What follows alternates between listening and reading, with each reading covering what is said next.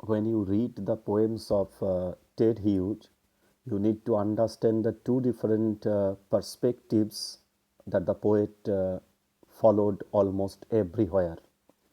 First of all, Hugh played his role as a shaman when he was writing on the subject matter of the poem, subject matter of the animal. And then the first question that arises in our mind, that is, who is a shaman? As defined in the Merriam-Webster dictionary, a shaman is someone who is believed in some cultures to be able to use magic to cure people who are sick, to control the future events. So, to be very frank, a shaman is someone with some magic, with the help of some hypnotic spell. They can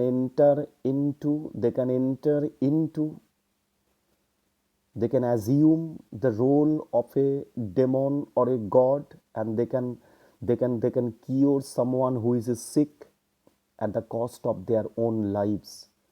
Okay, so summons are the miracle makers. The summons are someone who can enter into the psyche of someone. Someone who summons are the people who can enter into the psyche. Summons are someone who not only enter into the psyche of someone, they can cure a sick animal. They can cure someone who is sick. So probably in his poem Hawk Roosting, Ted Hughes is going to play the role of a shaman. And when your idea of a shaman is already clear, then you go to the idea that is we generally address as shamanism.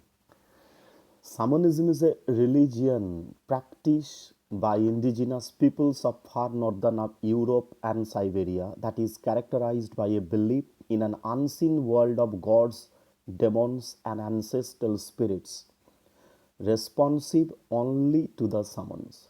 So, shamanism is a kind of a religious practice, it's a kind of a religious ritual where the summons they believe in the unseen world of gods and demons and ancestral spirits, and with the practice of their miracles and hypnotism they can enter, they can assume the role of god or demon or ancestral spirit. They can enter into the psyche of someone, they can cure someone who is sick even at the cost of their own lives. So this is the role of shaman, and this is something what I call shamanism. But in Ted Hugh, you are going to not only have that kind of a role of the poet as a shaman, but also you simultaneously get what is called shamanism. So the poet as a shaman and poetry as a shamanism, this is something two things that you are going to get here simultaneously. Another means that another perspective of the poems of Ted Hughes is that Ted Hughes has readdressed the primordial energy. Then the general inquiry may be that what is primordial energy? Okay, to be very frank, okay, human, the entire animal kingdom can be categorized into two groups: the non-human animals and the human animals. And what are the fundamental difference between the two? The fundamental difference between the human animals and the non-human animals are basically that the human animals are living a civilized life. They are living a civilized life, and while living a civilized life, the humans, they have lost their primordial energy. Okay, simultaneously, the non-human animals, they still live in the forest, they still possess the primordial energy, and that primordial energy is still unchanged, intact in them. So this is where the difference can be understood. Okay, so in the name of living civilized life, we have lost that primordial energy that we possessed from the dawn of the civilization. Our ancestors, they possessed in the dawn of the from the dawn of the civilization. So humans, they have lost the primordial energy while living a refined lifestyle, but the animals, they still possessed the same. Okay, in Ted Hughes' poem, the animals that you are going to encounter are the animals, okay, who still possess the primordial energy, who are not least affected by the civilized life, meaning the animals are still possessing that energy which is still unchanged, the primordial energy that's still unchanged. So in Hughes' poem, animals are the representatives of the primordial energy. Animals are the spokespersons of the energy that human possessed once. So this is where you are going to make a clear difference between the human animals and the non-human animals. Non-human animals, okay, direct you towards a dimension where they still possessed the similar kind of energy, what we generally address as a primordial energy. So the two important aspects of the poems of Ted Hughes, one is poet as a shaman, poetry as a shamanism, and poetry as a means of addressing the primordial energy that human once possessed, animals are still possessing. Now let us come to the poem. Stanza 1 begins that I sit in the top of the wood, my eyes closed, inaction, no falsifying dream. So a, a bold and a brave hawk is sitting on the top of the wood. Okay, so in this declaration, the bird is really, okay, making a demarcation of his position, that he is occupying a superior position among the non-human animal kingdom. So I sit in the top. Okay, so the word I and the top, I stands for the subjective superiority and top stands for the superiority among the rest. Okay, so who is sitting on the top? The hawk is sitting on the top of the wood. How? You just question yourself. The eyes are closed. Okay, when the eyes are closed, someone can mistake that probably it is sleeping. But the second line comes as a confirmation of the fact that in action. In action means though the eyes are closed, the brain is still in action. The mind is still in action. Meaning, the passerby may mistake that the eyes are closed. It may be that the hawk is dreaming something false. There comes a second reassurance that the bird is not even dreaming. If it is dreaming, then the dream of the bird is not a false one. It's not a falsifying dream. The bird is dreaming something that is very, very substantial. The bird is dreaming something that is not far-fetched. Okay. Then comes to the condition of the physical posture as well as the psychological gesture of the bird. Okay, between my hooked head and the hooked feet. So what is this? Okay, how is the bird sitting? The bird is sitting on the top of the tree. The eyes are closed. The mind is not.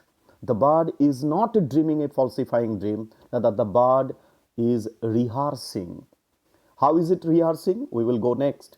Between my hooked head and the hooked feet. So hooked feet, it indicates the hooked feet, basically hooked head and hooked feet. These are very, very unique and these are very, very significant. My hooked head indicates the head is hooked between the two legs. The head is physically hooked between the two legs. Okay. And the second important thing is feet is hooked to the bark. So just we need to understand the three layers of hooking. The first important thing is the feet is hooked. The feet are hooked to the bark. The head is hooked between the two legs, And not only this, there you get a secondary level of meaning. Not only the head is hooked between the feet, but also the head is hooked to a particular idea, the idea about which the bird is dreaming. And the last line also indicates that it may be that the bird is in action or in the sleep. In the sleep.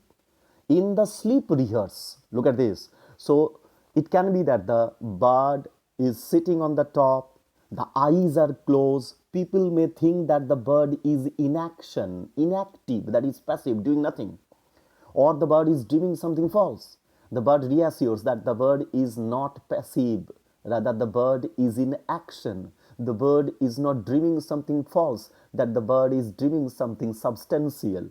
Or, look at this, how the bird is dreaming something substantial, because the head is hooked not only between the two legs, but also the head is hooked to a particular idea. And the fourth line that indicates that or in sleep rehearse perfect kills or eat. So the bird may be remembering the past performances. Okay, so just imagine that a good cricketer is sleeping and remembering the best innings of his life. So in the similar way, the bird is not, the eyes are closed, but the bird is not dreaming something false. It may be that in the sleep, the bird is rehearsing the moment of the perfect killing and perfect eating. So the strongest bird in the sleep, remembering the best of his killing, best of his skill, is Kill. Okay, so this is something what you get in the first stanza of the poem.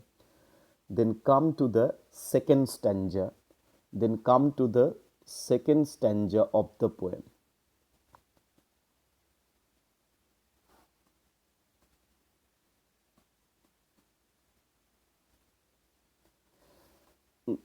In the second stanza of the poem, the bird does not forget to mention that nature is favoring the bird from every possible respect. The second stanza begins with that the reader may question that why and how can the bird perfectly kill and perfectly eat? If you can kill perfectly, if the bird can kill perfectly, if the bird can eat perfectly, if the bird can rehearse the perfect killing perfectly, then how is it possible? In the second stanza, probably second stanza comes as a perfect justification of the fact that the convenience of the high trees, meaning the bird enjoys as one of the natural beneficiary of nature, meaning the bird enjoys the height of the trees as an advantage.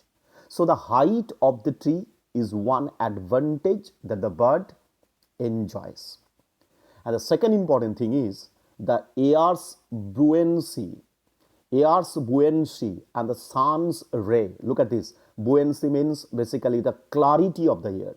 So look at the first picture, the clarity of the air, and this clarity of the air is being achieved because of the sun's ray. Look at the second picture. In the second picture and the first picture, the second and the first picture together, they stand clarity of the air which has been achieved through the sunbeam, sun ray. So the bird indicates that the bird enjoys the favor from the nature, and this favor is pretty much natural as well, because it enjoys the height advantage of the height of the trees, the clarity of the air, and these are all achieved because of the sunbeams. The clarity of the air is achieved at its best because of the sunbeams. Look at this. The air's buoyancy and the sun's ray are of advantage to me. So the bird is bold enough to declare that it is one of the favorite creature of the nature. It's one of the basically nature's favored creature, meaning The bird has been consistently favored by the nature.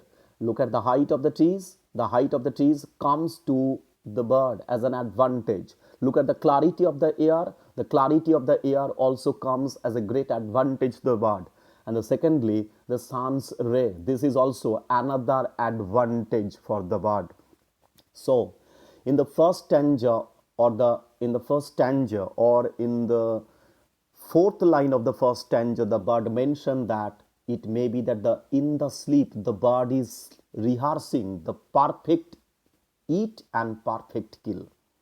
So readers may be lost in a kind of an imagination that how the bird can kill perfectly, how the bird can eat perfectly. Then the bird gives a kind of a justification of the fact that the bird enjoys the incessant favor of nature because of the height of the trees, because of the clarity of the air, because of the rays of the sun. So all these things of basically nature come to the bird as a favor, so are of great advantage to me, are of advantage to me. So the bird knows that as a nature's creation he is enjoying the best of its favor. The last line also brings a new discourse. The earth's face upward for the earth face upward. This is going to be very, very crucial. Earth face upward. So the bird does not forget to mention.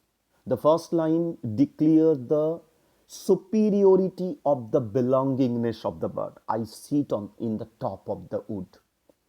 And here, as the bird is sitting on the top of the wood, what will be the natural appearance of the landscape? The bird is on the top. Okay, the round landscape looks like as if the earth is having its face upward towards the bird. Okay, just imagine a bird is sitting on the top of a tree, and probably just imagine the face of a upward landscape. It may be that a big, just imagine the street side beggar, as if it may be that as if a street side beggar with a face upward from a superior person begging something, demanding something mutely, helplessly. So this is something, earth face upward. This indicates the bird is occupying a superior position of the nature, as if the bird is occupying a superior position in nature, and earth is amazed at it. Not only that, earth is earth with the face upward is begging something, demanding something, probably anticipating some pity. Okay. In the stanza 3, my feet are locked upon the bark. So this is where probably this kind of idea I have already given in the first stanza. In the first stanza, hooked head and hooked feet. That was the idea. So my feet are locked upon the bark. So the bird, once again, making a strong display of his superiority, of his strength, of his natural energy. Look at the expression rough bark. Though the bark of the tree is rough, but still the feet are locked upon it. So this indicates that the feet of the bird are having that kind of a strength, having that kind of a roughness, having that kind of a strength and energy to lock on the bark. Okay, so the bark is rough and the feet are equally rough, and the result is the feet are locked upon the bark. But as a reader, you need to knock somewhere else. As a reader, think that the feet is locked upon the bark. It does not matter much whether the bark is having the rough surface, because the feet of the bird is equally rough to beat the rough surface of the bark. This is one thing. Second important thing is that the bird is The bird is clever enough to explicate his position. The feet is locked upon the tree, but the head is locked upon a particular idea. So feet are locked on bark. Okay, feet are locked on bark. The head is locked on a particular thought. What is the thought? The next three lines clarifies the thought, elaborates the thought. It took the whole of creation to produce my foot, my each feather. Okay, this is very, very important. The bird is having some fundamental knowledge of the Genesis of the Bible. Ted Hughes, okay, as a literary man, he was very, very familiar. He was very, very personally familiar with the every single episode of the Bible, at least some biblical stories. So, what I mean to say, the bird in this poem, Hawk Roosting, is having some fundamental knowledge of Genesis, and from this, the bird does not forget to mention that the creator of this universe, invested enough energy in creating either the feet of the bird or each feather of the bird. Meaning, the creator invested a lot of energy in creating such a strong and powerful and predatory bird. But surprisingly, the last line of the poem is very crucial. Now I hold creation in my foot. Okay. This is where you need to exercise your reversed imagination. You need to exercise your reversed imagination. So the creator created you with a lot of labor. The creator created you with a lot of labor. But what you have done, the bird in the exchange has now established or got his complete control over the creator itself. So the bird, he knows that it is one of the strongest creations of the creator. But as a creation, now in reverse, it has established its complete control on the creator itself. How? How? The bird clarifies very, very slowly in a staggered manner. In the fourth stanza of the poem, the bird does not mention to forget everything. The reader may get confused that why the bird talks in a very, very haphazard manner. First of all, you need to remember that the poem is a kind of an interior monologue. So the poet, Mr. Ted Hughes, has played the role of a shaman.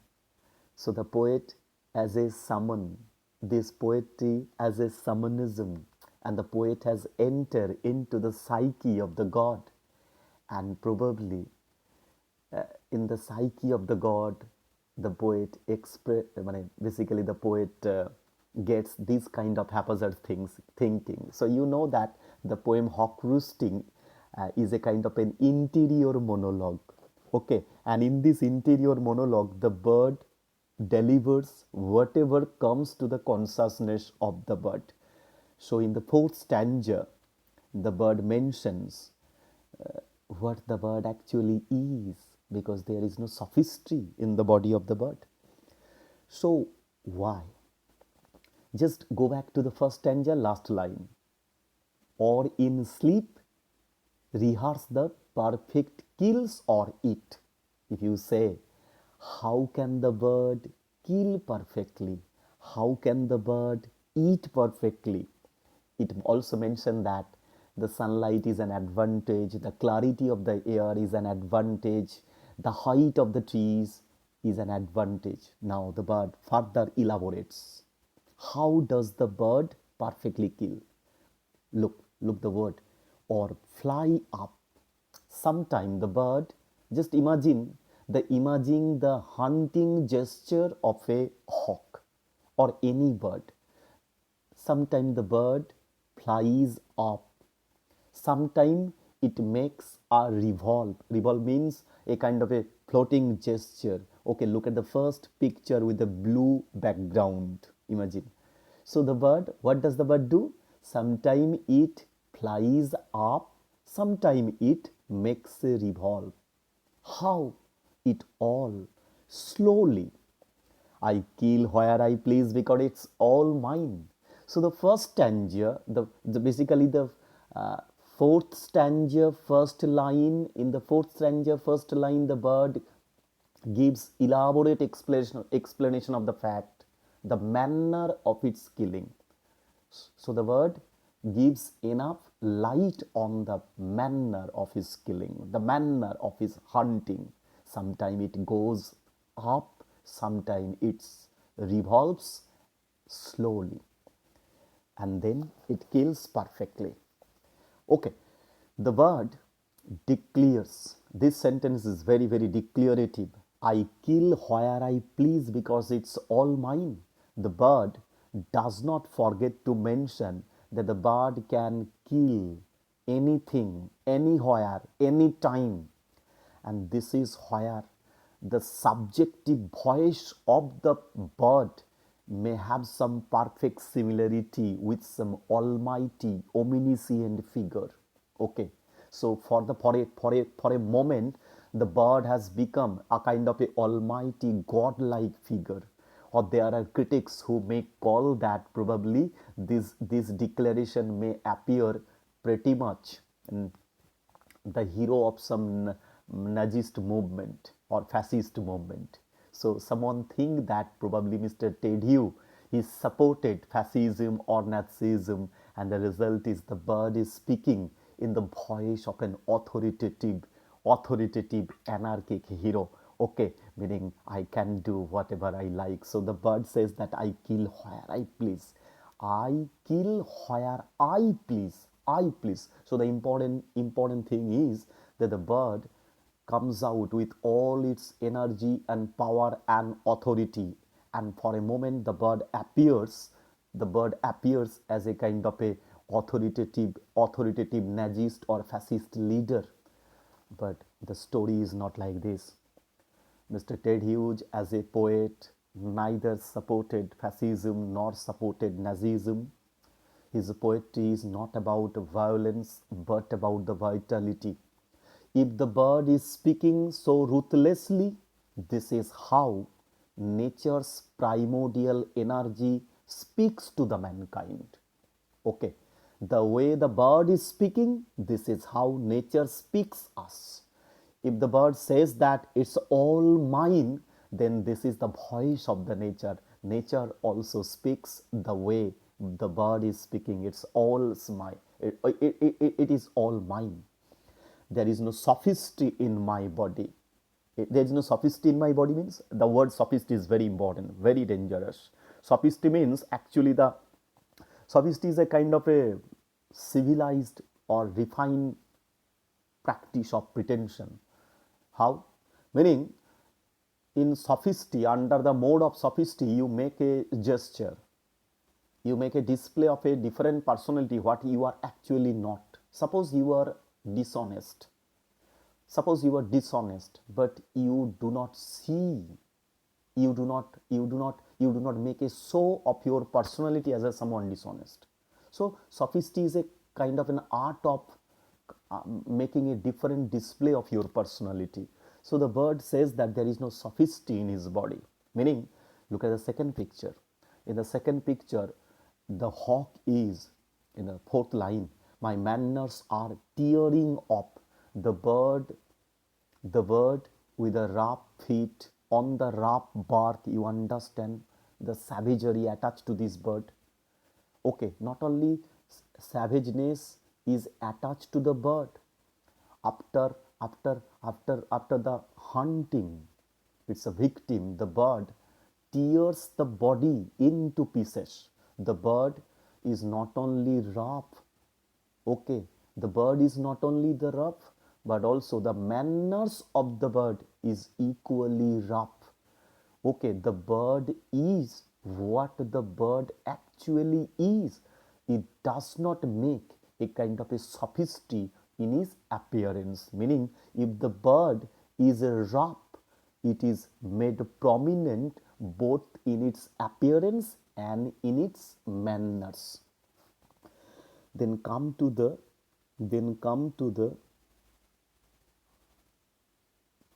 fifth stanza of the poem. The fifth stanza of the poem is very important. This once again reminds you the allotment of death. If suppose if the readers are thinking that why there are death in the earth, why there are death in the earth, and this is where equally the bird may be proved, the bird may prove that probably the bird is the death giver. I kill where I please. The allotment of death. The allotment of death means if someone is to die, as if the death of someone is dependent upon the bird. The bird, for a time being, is proven to be a death giver.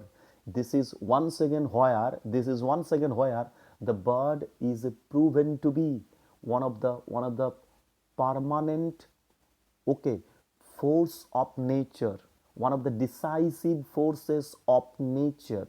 It is the bird that decides if someone is to live and if someone is to die. Okay, this is once again, okay, this declaration may seem pretty much heartless, this declaration may seem pretty much merciless, but the bird is very, very savage, not only in the appearance, not only in the manner, but also in the speech. If someone is to die, then the bird will give him the allotment of the death.